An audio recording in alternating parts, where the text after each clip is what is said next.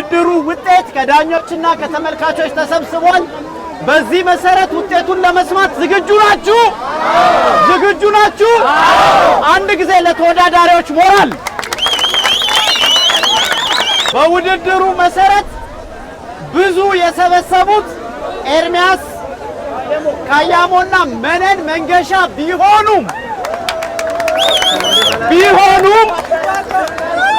ኤርሚያስ ሁለት ጊዜ ሰብስቦ ስለወረወረ በጨዋታው ሕግ መሰረት ከአንድ ፍሩት በላይ ወይም ከአንድ ፍራፍሬ በላይ ማንሳት ስለማይቻል የውድድሩ አሸናፊ ተስፋዬ ደንሳሞና ምንትዋብ ክብሩ።